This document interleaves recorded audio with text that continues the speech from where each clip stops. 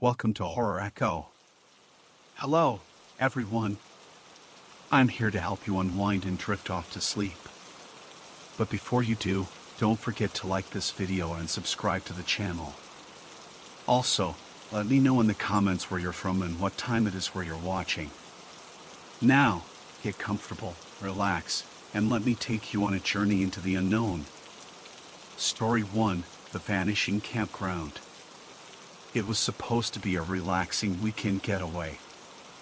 A group of 5 college friends decided to explore an off-the-grid campground deep in the Appalachian Mountains. Armed with tents, supplies, and high spirits, they arrived at the secluded spot after hours of navigating rough terrain. The area was beautiful but eerily silent, no chirping birds, no rustling leaves. Just the sound of their footsteps and the occasional drip of rain. That night, as they gathered around the campfire, swapping stories and roasting marshmallows, one of them, Sarah, wandered off to get more firewood. 15 minutes passed. Then 30. When Sarah didn't return, her boyfriend, Mark, went looking for her.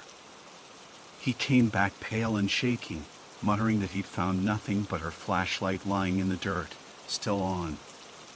The group split up to search for Sarah, but as the hours dragged on, they found no sign of her. Just as dawn began to break, one of the friends screamed. Everyone rushed over to find a strange symbol etched into the ground, glowing faintly in the early light. It was then that they realized they were utterly alone, no paths, no signs, no sounds. The campground itself seemed to have disappeared, and with it, any trace of Sarah. Desperation set in as they tried to retrace their steps. As the rain began to pour harder, they stumbled upon Sarah's sweater, torn and hanging from a tree branch. Then came the whispers, soft, incomprehensible voices carried on the wind. The friends huddled together, their flashlight beams cutting through the darkness, but they felt unseen eyes watching their every move. By the second night, their food was running out, and exhaustion had taken hold. One by one, the friends started to vanish. Each disappearance was marked by the same glowing symbol appearing on the ground. On the third day, Mark was the last one left. He heard Sarah's voice calling to him from the woods, faint and pleading. Against his better judgment, he followed it. The next morning, search parties found nothing but abandoned tents and that same haunting symbol carved into the earth. Story 2: The Figure in the Window. Emily was a single mother living with her 7-year-old son, Jacob, in a quiet suburban neighborhood. One stormy evening, as rain pattered against the windows, Jacob called out from his room. "Mom, there's someone outside." Emily dismissed it as her son's active imagination, but when she went to check, she saw it too. A tall, shadowy figure stood in the pouring rain, staring up at Jacob's window. Emily's heart raced as she locked all the doors and called the police. By the time they arrived, the figure was gone, leaving only muddy footprints that led into the nearby woods. Over the next few nights, strange things began happening. Doors would unlock on their own. Jacob's toys would move to different rooms. And always, the figure returned, standing motionless in the rain, closer to the house each time. Desperate, Emily set up a camera facing Jacob's window. The next morning, she reviewed the footage. The figure had climbed up to Jacob's window, pressing its face against the glass. But the most chilling part? It wasn't rain dripping from its face, it was blood. Emily decided to stay awake the next night, armed with a kitchen knife. When the figure appeared again, she opened the front door and shouted into the rain, demanding to know what it wanted. The figure slowly raised an arm and pointed to Jacob's room. Suddenly, the power went out. In the pitch black, Emily heard Jacob scream. Rushing upstairs, she found his room empty, the window wide open. The muddy footprints led out into the storm, disappearing into the woods. Weeks passed without any sign of Jacob. Then, one night, Emily heard a knock at the door. She opened it to find Jacob standing there, soaked and silent. His eyes were blank, his expression unreadable. When she tried to hug him, he whispered in a voice that wasn't his own, "He's watching us." Story 3. The Whispering Shadows. Liam inherited an old countryside manor from a distant relative he'd never met. The house was massive, with creaking floors and an oppressive atmosphere. During his first night there, he was awoken by whispers. At first, he thought it was the wind, but the voices grew clearer, speaking his name and beckoning him to the basement. The next day, Liam discovered an old, locked door in the basement. Determined to uncover the mystery, he hired a locksmith. When the door finally creaked open, he found a small room filled with ancient books, strange artifacts, and a mirror covered with a black cloth. Curiosity got the better of him, and he pulled the cloth away. The reflection was not of the room but of another place entirely, a dark forest shrouded in mist. And there, in the center, stood a group of shadowy figures.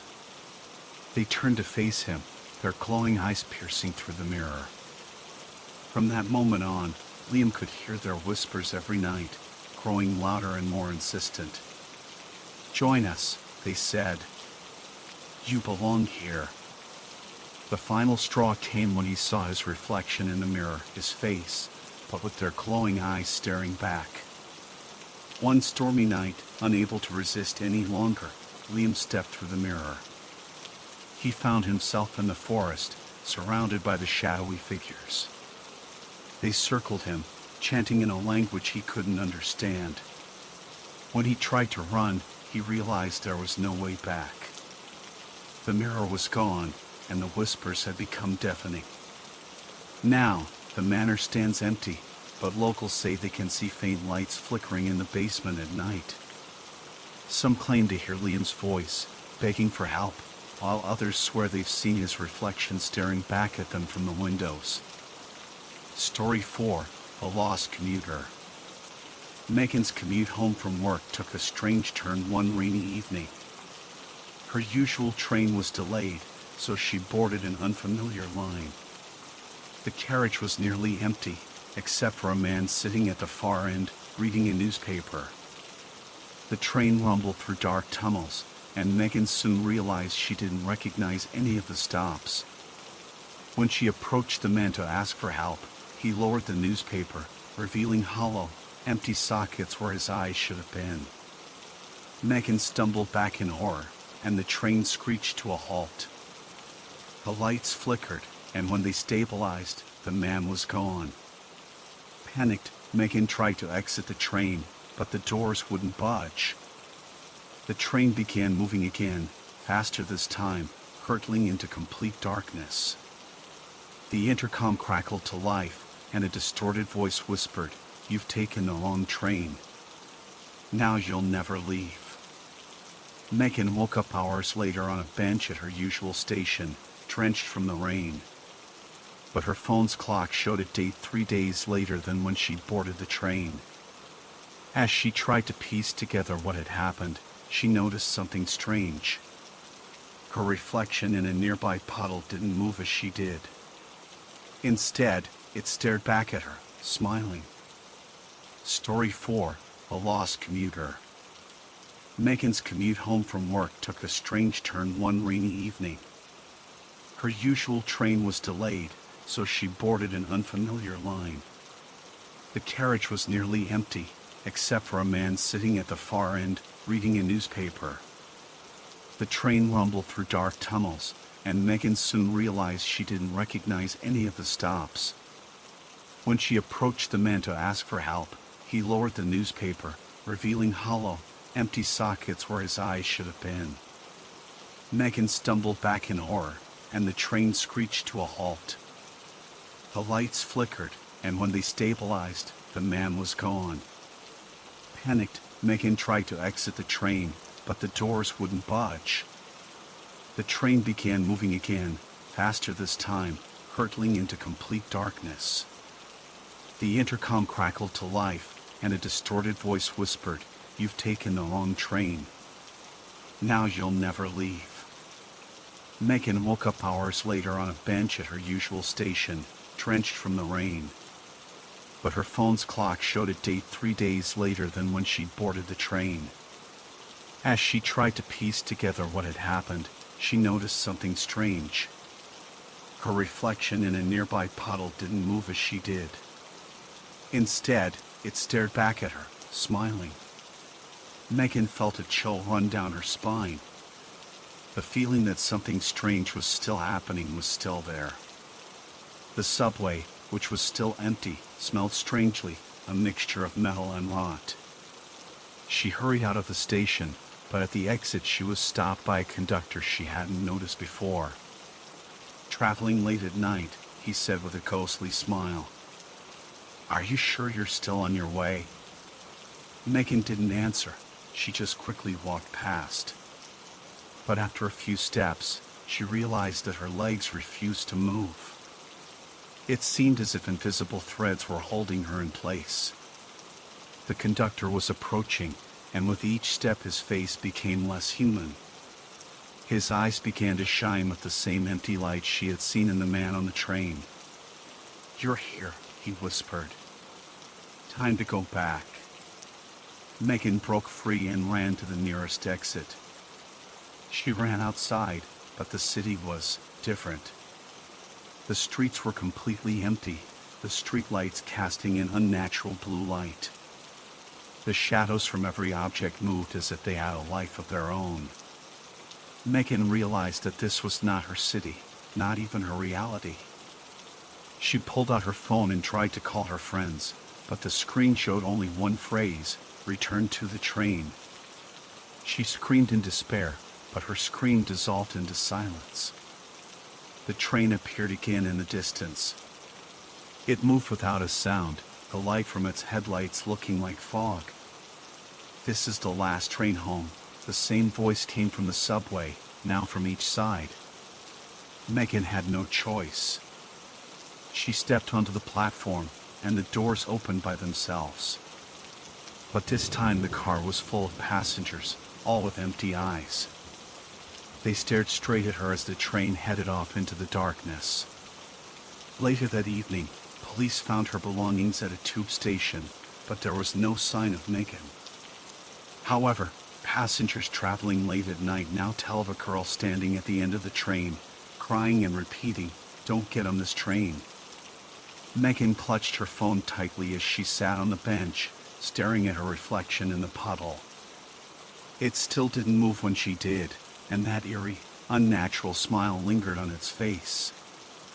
The rain poured harder, and the streets around the station remained eerily quiet, as if the city itself had been swallowed by the storm.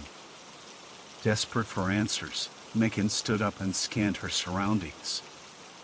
A lone street lamp flickered in the distance, casting shadows that seemed to shift unnaturally. She decided to head toward it, hoping to find anyone who could explain what was happening. But as she walked, the puddles on the pavement reflected more than just her distorted image. She caught glimpses of the train, moving silently beneath the water's surface. Inside its windows, shadowy passengers stared back at her, their faces blurred and unrecognizable. She shook her head and quickened her pace, trying to escape the haunting visions. As she reached the street lamp, she noticed a figure standing just beyond its light. It was the same man from the train, the one with hollow eye sockets. He stood motionless, holding a newspaper that seemed ancient, its pages yellowed and brittle. "Who are you?" Megan demanded, her voice trembling. The man tilted his head, the motion unnervingly slow. "You don't belong here," he said, his voice echoing as if it came from the depths of a cave. "I just want to go home," she pleaded. He pointed behind her, and when Megan turned, she saw the train again. It stood silently on the tracks, its doors open, inviting her in. "No," she whispered, backing away. "You must board," the man said, his voice growing louder. "The train is the only way out."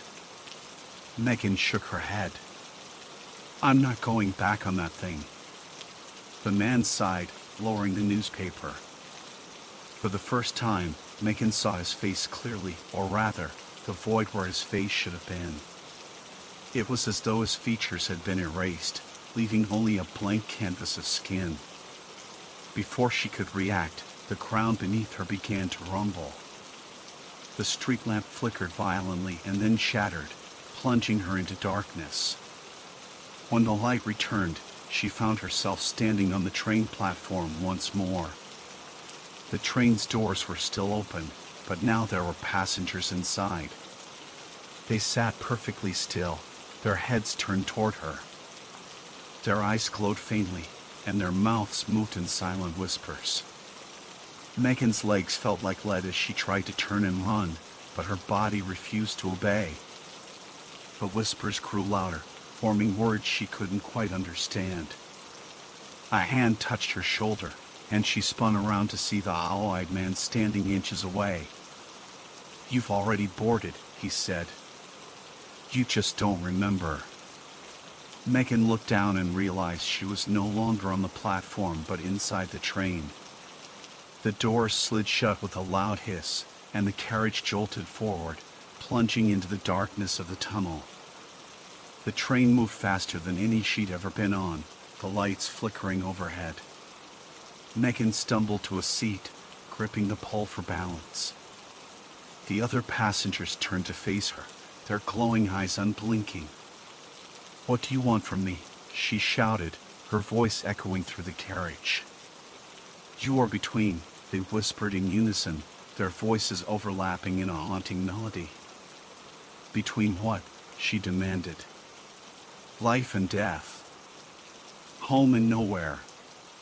Time and eternity." The train slowed, and Megan looked out the window.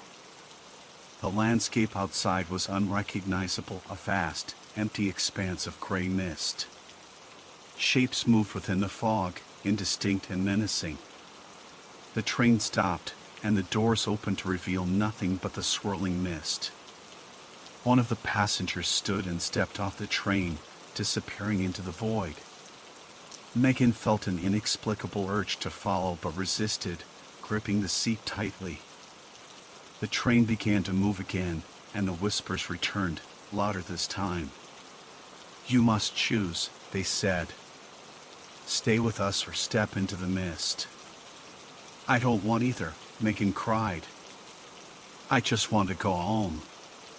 The train lurched violently, throwing her to the floor. When she looked up, she saw her own reflection in the window, but it wasn't her. The reflection stared back at her with glowing eyes and a twisted smile. "You are already home," it said, its voice echoing inside her mind. Megan woke with a start, lying on the same bench at her usual station. The rain had stopped, and the city seemed normal again. She stood up, her legs trembling, and looked around. People bustled about as if nothing had happened. She checked her phone. The date was correct, and everything seemed in order. But when she caught her reflection in a nearby shop window, her heart stopped. Her reflection was watching her, its head tilted at an unnatural angle. It smiled and mouthed the words, "You'll be back." From that day forward, Megan avoided the train altogether. She moved to a different city and started a new life. But every night, she dreamed of the train and its haunting passengers. And sometimes, when she passed a puddle or glanced at a mirror, she saw the train's windows and the shadowy figures inside, waiting for her return. They always smiled. And deep down, Megan knew the truth. She had never truly left the train. Megan tried to move on with her life, but the memories of the train clung to her like shadows she couldn't shake. Weeks passed, and though she avoided anything resembling a subway or train station, she couldn't escape the feeling of being watched. Every reflection, puddles, Mirrors, even store windows, seemed to carry that faint, haunting smile, as if the train was calling to her. One night, she awoke to the sound of distant rumbling. The noise of a train echoed faintly, though she lived nowhere near the tracks. At first, she thought it was just her imagination, a remnant of the nightmare that had been plaguing her for weeks. But when she looked out the window, her blood ran cold. The train was there, standing motionless in the middle of her quiet suburban street. Its doors were open, and the dim interior lights flickered like dying embers. She closed her eyes, shaking her head as if to clear the vision, but when she opened them, it was still there. A voice whispered in her mind, soft and insistent, "It's time, Megan. You cannot run forever." She stumbled backward, clutching her phone. Dialing 911 felt futile. How could she explain a ghostly train parked outside her house?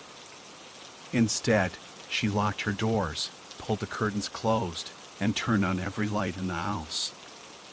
But the rumbling grew louder, as if the train was alive, its engine vibrating through the very walls of her home. The knocking began around midnight. At first, it was gentle, like raindrops against the front door. Then it grew louder, more insistent. Megan's heart pounded as she crept toward the door, her breath shallow. Through the peephole, she saw nothing but darkness. "Leave me alone," she shouted, her voice cracking with fear. The knocking stopped, replaced by silence. But when she turned away, she saw it, a hollow-eyed man standing in her living room. "You shouldn't have left," he said, his voice low and chilling. Megan screamed, backing away into the corner of the room. The man didn't move. Instead, the shadows around him began to writhe, growing larger and more menacing. "You boarded the train," he continued. "You belong to it now." "I escaped," Megan cried. "I'm not going back." The man tilted his head, that unnatural, slow movement she'd seen before. "Did you escape? Or did we let you go?" The walls around her began to blur, the edges of the room dissolving like mist. The sound of the train grew deafening, and Megan realized she was no longer in her house. The familiar dim glow of the train's interior surrounded her once more. "No!" she screamed, clawing at the walls, trying to break free. But the hollow-eyed man stepped closer, his presence suffocating. "You were never meant to leave," he said. "This is your stop." Megan found herself seated in the same carriage as before, surrounded by the passengers with glowing eyes. Their mouths moved silently, their whispers resonating in her mind. But this time, something was different. One by one, the passengers turned to her, their faces contorted into grotesque versions of her own. She tried to close her eyes, to block out the horror, but the whispers grew louder. They began to chant, their voices overlapping in a chilling harmony. "She is here. She has returned. She is one of us." The train stopped, and Megan felt herself being pulled to her feet by an unseen force. The doors opened, revealing not the swirling mist she'd seen before, but a dark, endless void. "No," she whispered, tears streaming down her face. "Please, let me go." The passengers rose from their seats, surrounding her. Their glowing eyes pierced through the darkness, and their hands reached out, cold and unyielding. As they dragged her toward the open doors, Megan caught a glimpse of her reflection in the train's window. She no longer looked like herself. Her eyes glowed faintly, and that haunting, unnatural smile spread across her face. The last thing she heard before the void consumed her was the conductor's voice over the intercom. "Next stop, forever." Epilogue. The train was never seen again, but stories began to surface of strange occurrences near subway stations. People reported hearing faint whispers in the tunnels late at night, and some swore they saw a woman with glowing eyes staring back at them from the reflections in puddles. Those who dared to investigate always came back changed, if they came back at all. And somewhere, deep in the endless corridors of time, Megan rides the train, her soul forever trapped in its eternal journey through darkness. Title: The Eternal Park. Part 1: The Park That Calls. The town of Black Hollow was known for its serene beauty and quiet charm. Nestled at its center was an expansive park called Ravenwood, a sprawling maze of ancient oaks, winding trails, and shadowed alcoves. Generations of families had picnicked there, children had played beneath its towering trees, and lovers had whispered promises under the gaze of the full moon. But beneath the surface of this idyllic retreat lay whispers of something wrong. Only women seemed to hear it. It began as a gentle pull, an urge to visit the park at night, especially during rainstorms when the air was thick with petrichor and the paths glistened with moisture. Some said it was the sound of a flute carried on the wind, others claimed it was a voice, low and melodic, calling their names. No one could explain it, but once the urge took hold, it was nearly impossible to resist. One rainy evening, Emma, a journalist with a penchant for uncovering the town's darker secrets, found herself inexplicably drawn to Ravenwood. She had written articles on the disappearances that plagued the park, women vanishing without a trace, their last known whereabouts always the same. Yet, tonight, despite her better judgment, she felt the call. Draped in a raincoat, her boots splashing through shallow puddles, Emma ventured into the park. The iron gates creaked as she pushed them open, and the world beyond felt otherworldly. The rain-muted sounds of the town disappeared, replaced by an eerie stillness. The trees loomed overhead, their branches twisting into grotesque shapes against the stormy sky. As she walked deeper, she noticed strange carvings on the tree trunks, symbols she couldn't decipher. The air grew colder, and the path seemed to stretch endlessly, looping back on itself in impossible ways. Her heart raced as the realization dawned: she wasn't alone. Part 2: The Shadow's Embrace. A faint glow appeared ahead, pulsating like a heartbeat. Drawn to it, Emma stepped off the path and into a clearing. At its center was a stone fountain, dry and cracked, with a statue of a woman holding a lantern. Her face was veiled, but her posture was commanding, as if she were watching Emma. The glow emanated from the lantern, casting flickering shadows across the trees. As Emma approached, the whispers began. At first, they were indistinct, like wind rustling through leaves. Then they formed words. "Stay. You're safe here." Emma's instinct screamed at her to run, but her feet refused to move. The air felt heavy, pressing against her chest, and the shadows around the fountain began to shift. They slithered like living things, coiling and uncoiling, reaching for her. "Who's there?" she called out, her voice trembling. The shadows froze, and for a moment, silence reigned. Then, one by one, figures emerged from the darkness. Women, their faces pale and their eyes hollow, stepped into the light. They moved unnaturally, as if puppets controlled by unseen strings. "You answered the call," one of them whispered. Her voice was fractured, like shards of glass scraping together. "Now, you belong to the park." Part 3: The Keeper's Bargain. Emma stumbled back, tripping over a root and landing hard on the wet ground. The figures closed in, their expressions vacant but their movements purposeful. Just as she thought they would consume her, a deep, resonant voice echoed through the clearing.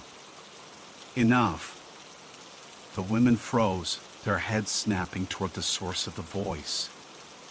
From the shadows stepped a man, his presence commanding and unnerving. Dressed in a dark cloak that seemed to blend into the night, His face was obscured by a hood. In his hand was a staff carved with the same symbols Emma had seen on the trees. "You don't belong here," he said, his tone a mixture of warning and pity. "But you've come too far. The park doesn't let anyone leave without a price." "Who are you?" Emma managed to ask, her voice barely above a whisper. "I am the keeper," he replied, "the guardian of this place. And you are trespassing." The keeper explained that Ravenwood was no ordinary park. It was a prison, a sanctuary, and a predator all at once. The women who disappeared had been claimed by the park, their souls bound to its will. In exchange, the park offered power, longevity, and protection to those who served it, but at a terrible cost. Emma's mind raced.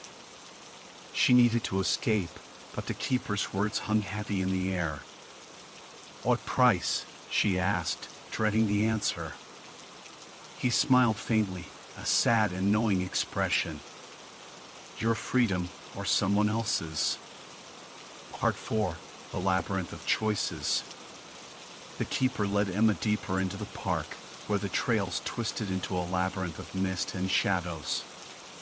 He offered her a choice. If she could find her way out by dawn, she would be free.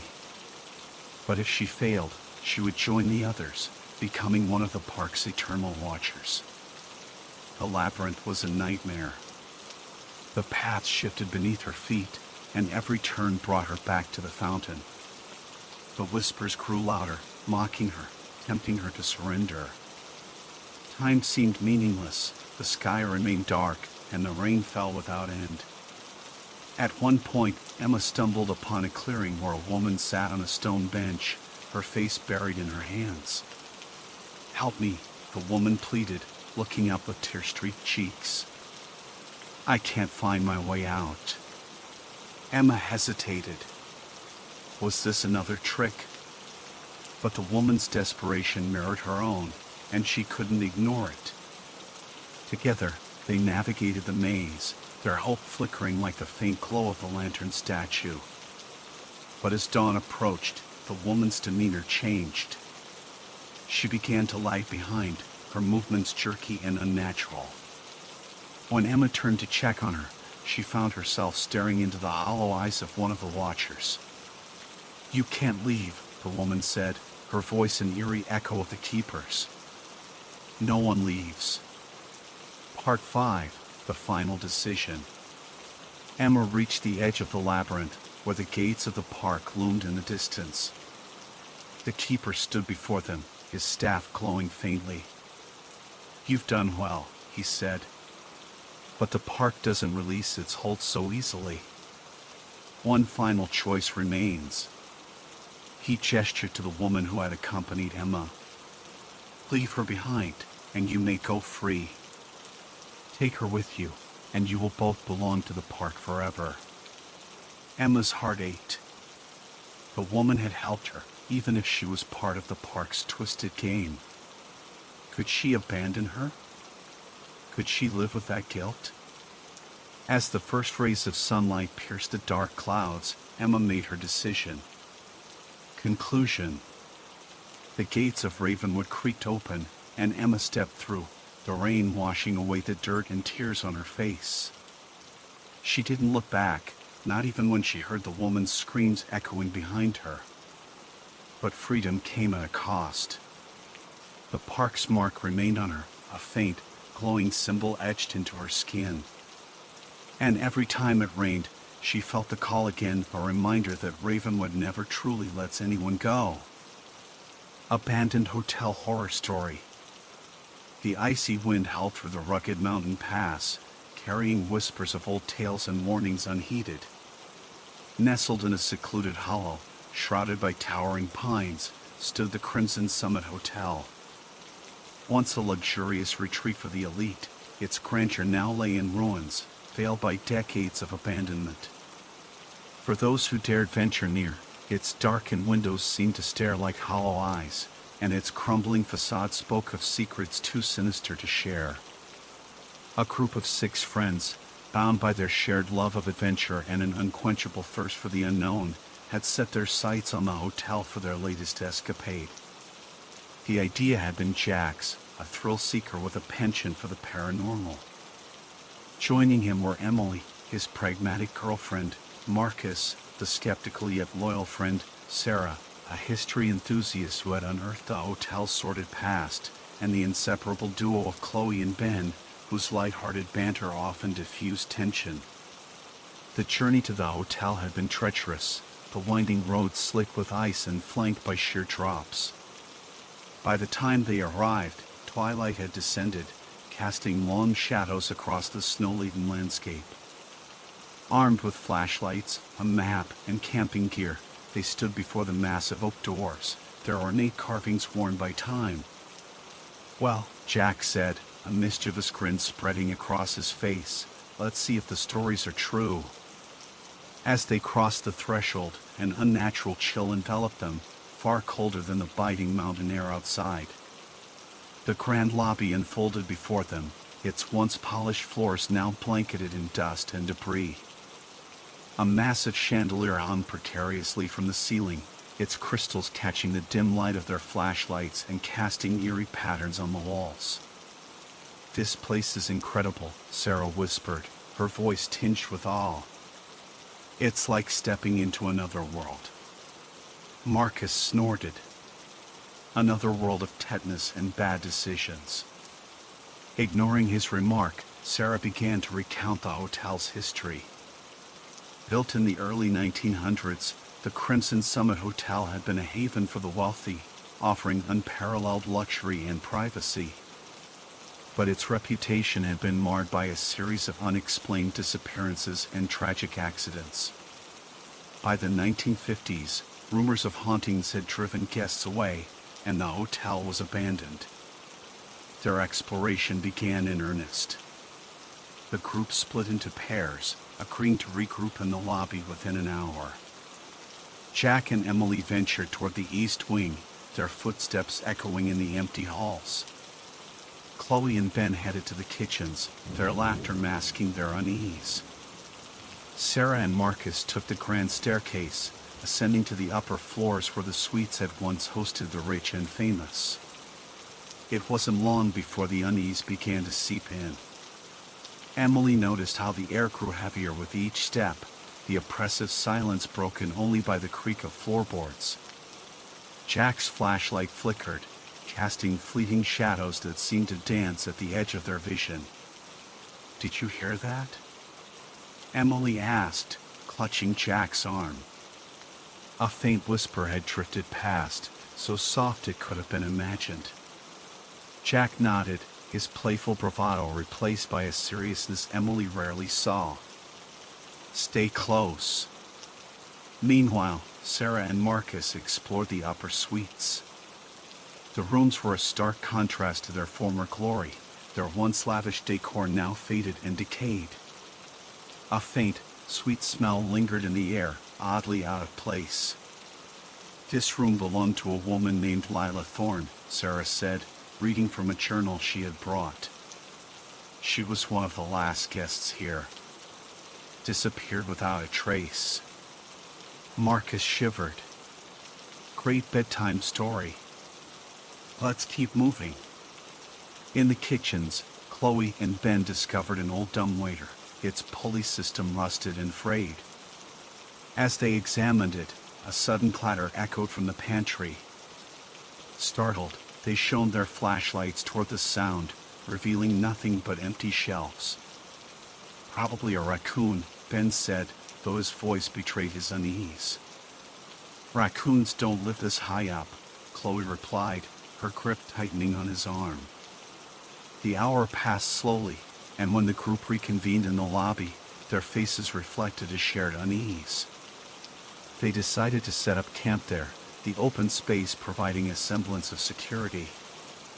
As they lit a small camping lantern, the flickering light cast long shadows that danced on the walls. The night stretched on, and sleep eluded them. The wind outside grew fiercer, rattling the windows and filling the air with an unsettling wail. Every creak and groan of the old building seemed amplified, each sound igniting their already frayed nerves. Suddenly, the lantern flickered and went out, plunging them into darkness. Panic set in as they scrambled for their flashlights. When the lights came back on, they realized with horror that their group was no longer complete. Chloe was missing. The search for Chloe was frantic. Her backpack and flashlight lay abandoned near the staircase, and faint footprints in the dust led deeper into the hotel. As they followed the trail, the atmosphere grew more oppressive. The walls seemed to close in, the shadows deepening into an almost tangible blackness. They found her in the ballroom, standing motionless in the center of the room. Her face was pale, her eyes wide and unblinking. She didn't respond to their calls, her body rigid as if in a trance. When Jack placed a hand on her shoulder, she let out a blood-curdling scream that echoed through the hotel. The ordeal left them shaken. Chloe had no memory of what had happened, only a vague sense of being watched. The group decided to leave at first light, but the hotel had other plans. As they tried to find their way back to the lobby, the layout seemed to shift.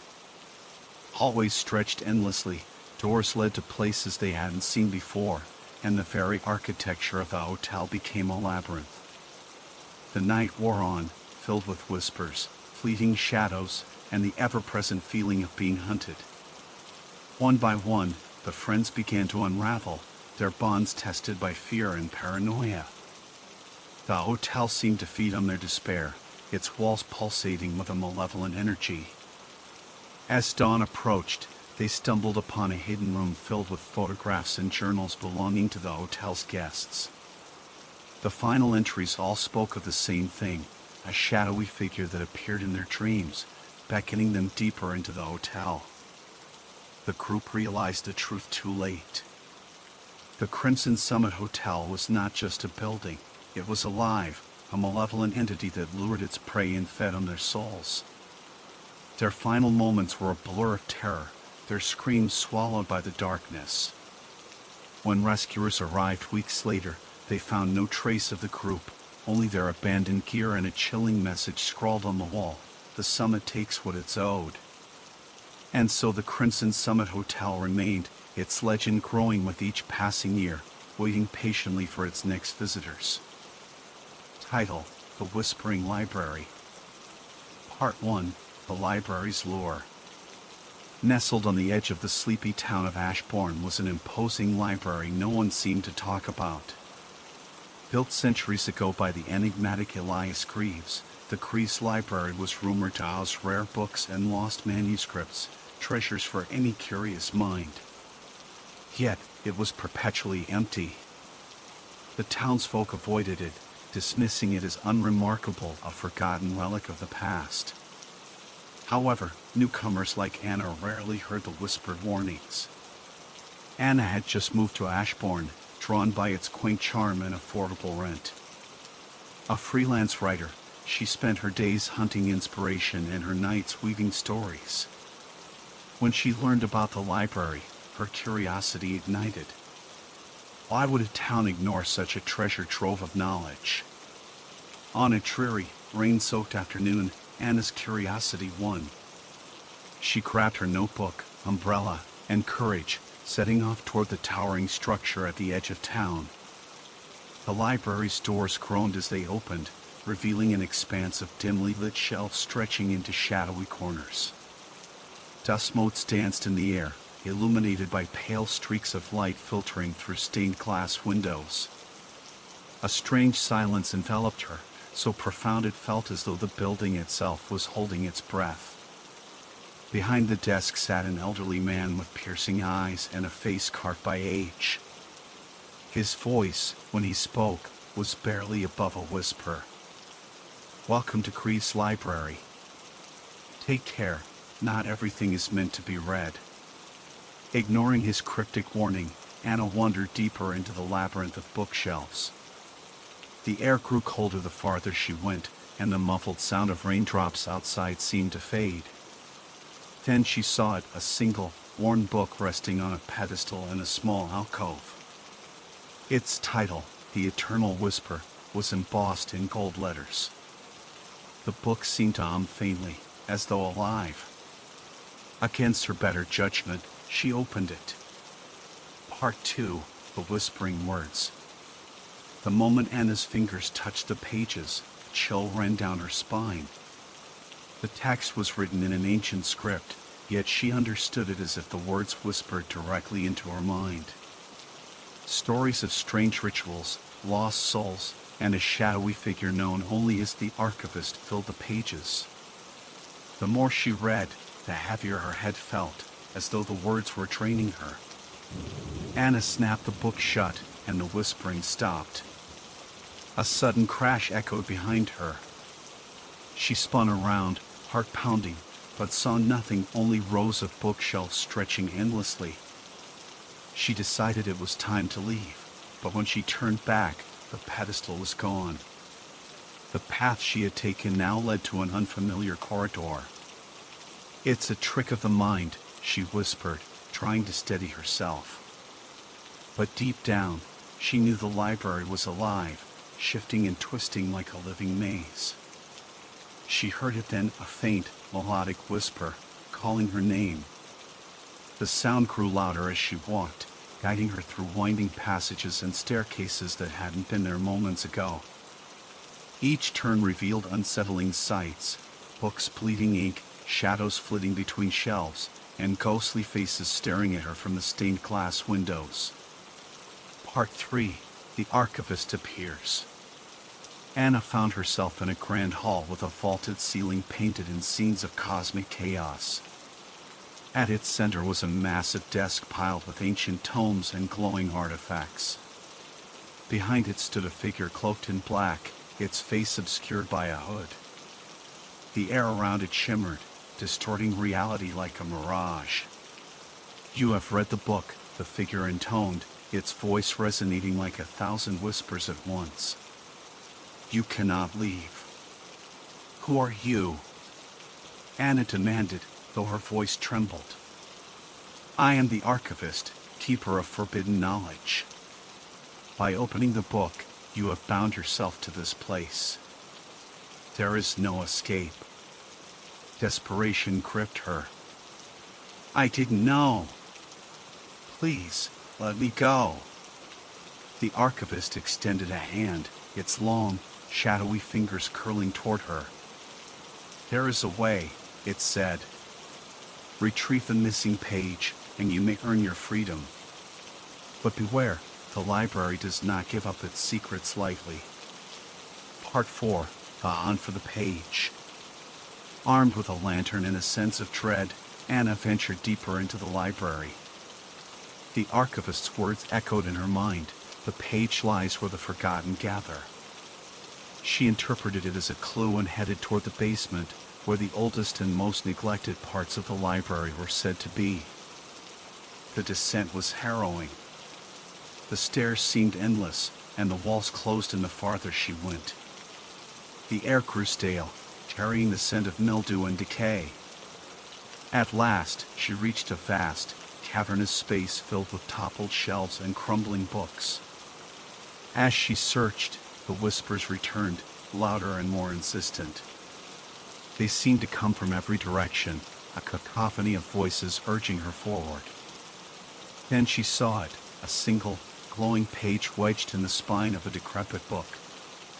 When she reached for it, the shadows around her coalesced into forms shapeless, writhing entities that lunged at her.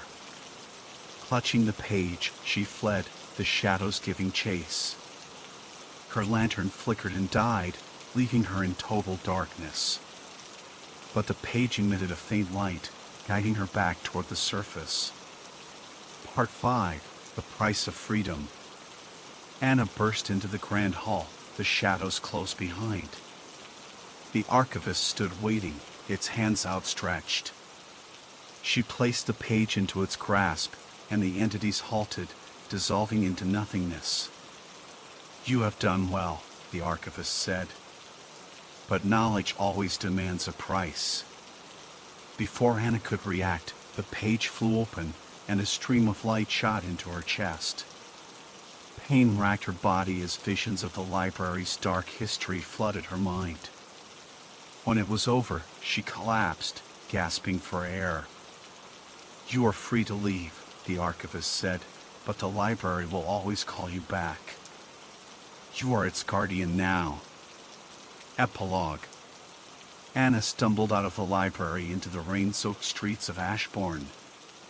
The building behind her seemed to fade, its silhouette dissolving into the night. Yet, she knew it wasn't gone. The whispers lingered in her mind, a constant reminder of her bond with the whispering library. She returned to her writing, but her stories were no longer her own. They came from the library, tales of horror and mystery that left readers both enthralled and haunted. And as she wrote, she knew that one day, the library would call her back. To be continued. Haunted Forest Night Story. The forest was silent, as if the trees themselves were holding their breath. The pale moonlight filtered through the dense canopy, casting shadows that danced on the forest floor. Lily tightened her scarf around her neck, her breath fogging in the crisp night air. She had heard the stories everyone in the nearby village had. But tonight, she was determined to uncover the truth about the Whispering Woods. The path beneath her boots was uneven, littered with fallen branches and damp leaves. Her flashlight flickered, the beam cutting through the darkness, revealing only more trees. She pressed forward, the weight of the stories lingering in her mind. "Stay out of the woods after dark," her grandmother had warned. "The voices you hear aren't the wind. There's something else, something that doesn't belong in this world." Lily had laughed it off then, but now, with the oppressive silence surrounding her, she felt a chill crawl up her spine. The villagers spoke of people who had entered the forest and never returned, of whispers that lured travelers off the path, deeper into the darkness. As she ventured further, the trees seemed to close in, their gnarled branches twisting like skeletal fingers. The sound of her footsteps seemed unnaturally loud, a stark contrast to the eerie stillness. Then, she heard it, a faint whisper, so soft it could have been mistaken for the wind. "Lily." She froze, her heart pounding. The voice was faint, almost a sigh, but unmistakable. It called her name again, more insistent this time. "Lily, over here." She swung her flashlight toward the sound, but the beam revealed nothing but trees and shadows. Her rational mind screamed at her to turn back, but curiosity rooted her in place. Who would be out here, calling her name? And how did they know it? "Hello," she called, her voice trembling. "Who's there?" The whisper came again, closer now. "Help me." Against her better judgment, Lily followed the voice, her boots crunching on the forest floor. The path grew narrower, the trees pressing closer together until she had to duck under low-hanging branches. The whispers guided her, each word pulling her deeper into the woods. Finally, she emerged into a small clearing. The moonlight illuminated a solitary figure standing in the center. It was a woman, her back turned to Lily, dressed in a flowing white gown that seemed to shimmer in the pale light. Her hair hung in tangled strands, and her hands were clasped in front of her. "Are you okay?" Lily asked, stepping closer. "Do you need help?" The woman didn't respond. She stood unnaturally still, as if she were carved from stone. Lily's unease grew, but she pressed forward, reaching out a tentative hand. "Miss, are you?" The woman turned abruptly, and Lily stumbled back, a gasp catching in her throat. The woman's face was pale and gaunt, her eyes hollow and dark as if they absorbed the light. Her lips parted, and a low, guttural whisper escaped. "Leave." Before Lily could react, The woman's form began to dissolve, her body unraveling into tendrils of shadow that twisted and writhed like smoke. The whispers grew louder, surrounding Lily, voices overlapping in an incomprehensible cacophony. Panicking, Lily turned and ran, her flashlight bouncing wildly in her hand. The trees seemed to close in around her, their branches clawing at her clothes and hair. The whispers pursued her, growing louder, more frantic. "Lily, stay, join us." Her breath came in ragged gasps as she stumbled back onto the path. She didn't dare look back, afraid of what she might see. The whispers were relentless, urging her to stop, to turn around. She pressed on, her legs burning with the effort. Finally, she saw the edge of the forest, the faint glow of the village lights in the distance. With a final burst of energy, she broke free from the trees, collapsing onto the grass. The whispers ceased abruptly, leaving only the sound of her own ragged breathing. The villagers found her the next morning, huddled on the edge of the woods, her face pale and her eyes wide with terror. She tried to tell them what she had seen, but the words caught in her throat. They didn't need to hear her story, the fear in her eyes said it all. From that day on, Lily never ventured near the whispering woods again. But sometimes, late at night, she could still hear the whispers, faint and distant, calling her name. 1 year later, Lily's nights were still haunted by those faint whispers. They grew stronger with time, often rousing her from sleep. Despite her attempts to ignore them, they were persistent, relentless. One night, as the village slept under a heavy fog, the whispers returned with new intensity. "Lily, it's time." The voice was no longer distant but seemed to echo from just outside her window. Unable to bear it any longer, Lily rose and peered through the curtains. Her heart froze. Standing at the edge of her garden was the same woman in white. The figure's hollow eyes met Lily's, and the whispers became a deafening roar. "Come with us," the voices demanded. Lily's fear turned to defiance. She grabbed the flashlight she had carried that fateful night and stepped outside. "What do you want?" she shouted, her voice shaking. The woman in white didn't move. Instead, shadows began to coalesce around her, forming dark, flickering shapes that advanced toward Lily. The whispers grew chaotic, the words overlapping into an incomprehensible chant. Lily held her ground, her mind racing for answers. "Why won't you leave me alone?" she demanded, the beam of her flashlight trembling in her grip. The figure raised a hand, pointing toward the forest. "You're one of us now," it whispered, the voice low and resonant. "You brought the forest back with you. It's part of you, and it's hungry." As the shadows closed in, Lily realized the truth. Her escape from the woods had been an illusion. She had never truly left, and the forest was coming to reclaim her. In the faint light of dawn, the villagers found her cottage empty, the door wide open and the ground covered in a fine layer of ash. The whispering woods loomed in the distance, silent but waiting for its next visitor. Night Horror Story. The old lighthouse perched on the jagged cliffs had been abandoned for decades, its once bright beam now extinguished. Locals avoided it, whispering tales of ghostly figures and cries in the night. But Evan, a documentary filmmaker, had no patience for superstition. To him, the lighthouse was a perfect backdrop for his next project. The night Evan arrived, the air was heavy with the scent of salt and decay. The waves crashed violently against the rocks below, and the wind howled through the broken windows of the lighthouse.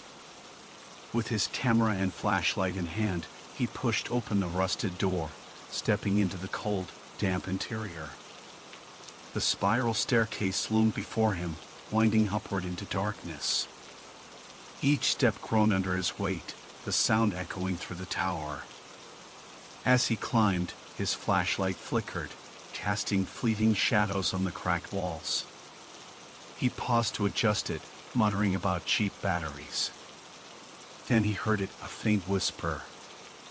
He froze, straining to hear over the wind. The sound came again, this time clearer. It was a voice, soft and mournful, drifting from above. "Help me." A chill ran down Evan's spine, but he dismissed it as his imagination. "Old buildings make weird noises," he muttered to himself, continuing upward. At the top of the staircase, he entered the lantern room. The massive glass panes were cracked and fogged, offering a distorted view of the stormy sea. Evan set up his camera, framing the eerie scene. He pressed record, narrating into the microphone about the lighthouse's history and the legend surrounding it. As he spoke, the whispering returned. It was louder now, insistent, weaving around his words like a sinister undertone. He stopped recording, turning in a slow circle. "Is someone there?" he called out, his voice shaky. The room answered with silence. But as he stood there, the air grew colder, and the whisper became a low, guttural hum. Shadows began to writhe in the corners, moving in ways the light didn't dictate. Evan's heart raced as he grabbed his flashlight, sweeping it across the room. The beam landed on a figure standing in the corner. It was a woman, her back to him, her long, dark hair dripping water onto the floor. Her tattered dress clung to her, and her shoulders shook as if she were sobbing. "Hey," Evan said, his voice cracking. "Are you okay?" The woman didn't respond. She tilted her head slightly, as if hearing him for the first time. Slowly, she turned to face him. Evan stumbled back, his flashlight slipping from his hand and clattering to the floor. Her face was pale, almost translucent, her eyes dark voids that seemed to pull the light from the room. Water dripped from her open mouth, and as she stepped toward him, her movements were jerky, unnatural. Evan scrambled for the stairs, abandoning his equipment. He barely made it to the first step when a hand clamped down on his shoulder, freezing him in place. He turned his head, and the woman was there, her hollow eyes staring into his. "Stay," she whispered, her voice echoing like the crashing waves. The world spun around him, and darkness swallowed the room. When Evan awoke, he was lying on the rocks at the base of the cliff.